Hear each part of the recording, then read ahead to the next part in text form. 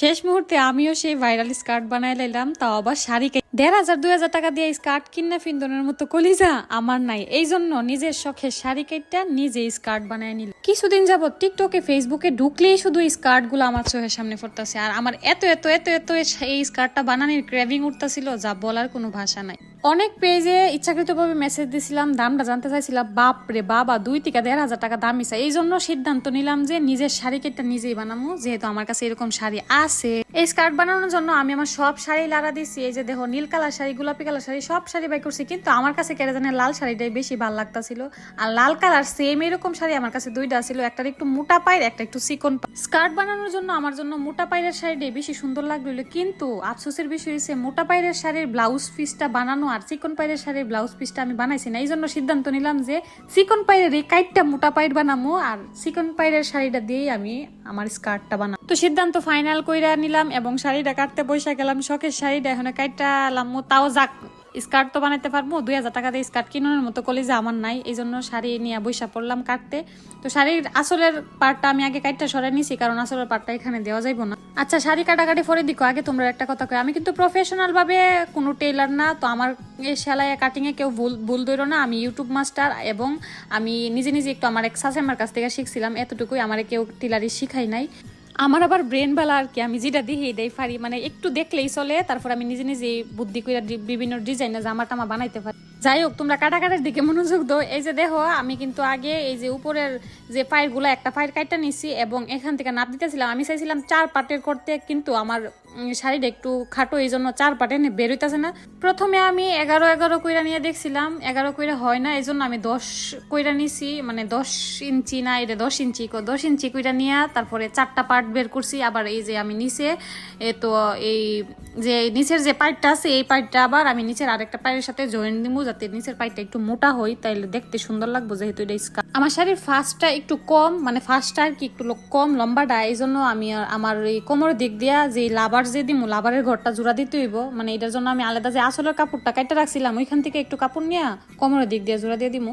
এখন আমি সেলাই করতে চলে আসছি। এখন আমি একটা একটা পার্ট কইরা ৪টা পার্টের মধ্যে ৩টা পার্টের মধ্যে কুচি দিয়ে দিমু। কোমরের নিচে যেটা হইব, মানে রাবার যে জায়গাটা দিমু, এই নিচেরটার মধ্যে কোনো কুচি হইব না, কারণ এটা অ্যাডজাস্ট হইব এই একদম নর্মাল, এটার মধ্যে কোনো কুচি হইব না।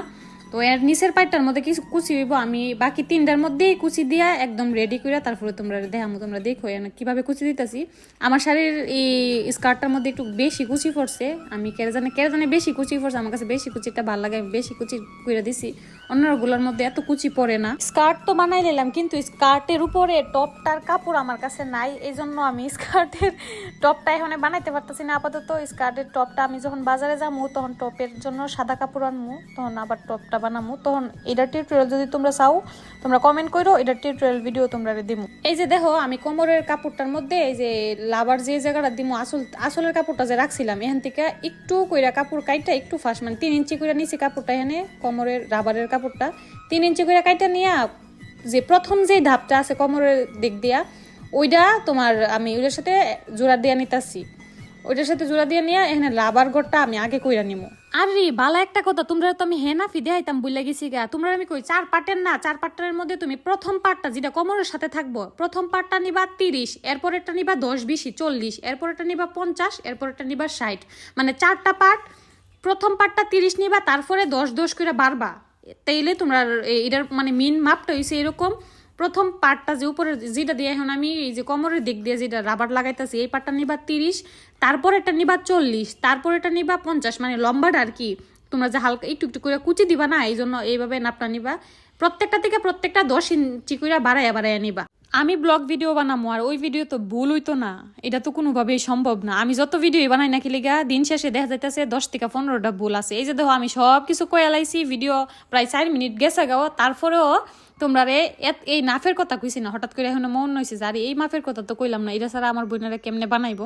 আমি কইলাম আরেকবার কইতাছি, আমি কইলাম প্রফেশনাল টেলার না, আমি নিজে নিজে যুদ্ধ ফারি উদ্দুরই, কেউ আমার টেলারের মধ্যে ভুল ধরবা না। আমার যতটুকু ভাল লাগছে যতটুকু আমি সিলাইছি। এই যে দেখো, আমি এই যে 3 পার্ট সিলাই লাইছি, এখন লাস্টের পার্টটা লাগানো বাকি আছে। এখন আমি শেষ পার্টটা লাগাইতেছি, যেহেতু কুচিগুলো আমি আগে দিয়ে রাখছিলাম।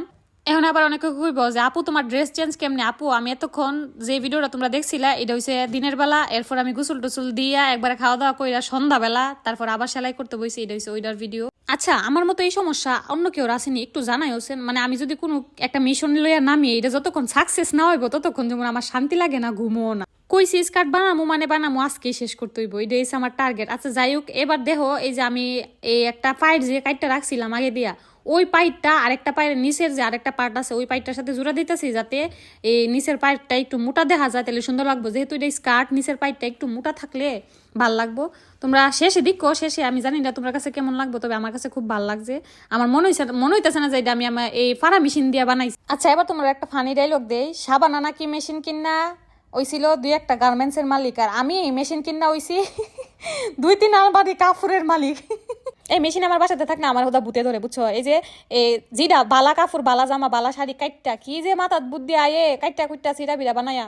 স্কার্টের ফাইনাল লুক আর কি দেখামু, এটা তো তোমরা প্রথমে দিকে লাইছো, তারপরে দেখো এই যে আমার ফাইনাল লুক। দেখছেন কেমন হয়েছে আমার স্কার্টটা? সবাই অবশ্যই কমেন্ট করে জানাই যাবে। এটার উপরে কুর্তিটা আমি বানাইছি না, কুর্তিটা যখন বানামু উপরের ক্রুপ টপটা ওই দিন আমি আবার, তোমরা যদি চাও আমি আবার ভিডিও দিমু। আচ্ছা এটার উপরে কি কালার টপ হইলে ভালো লাগবো কমেন্ট করে জানাইও। টাটা।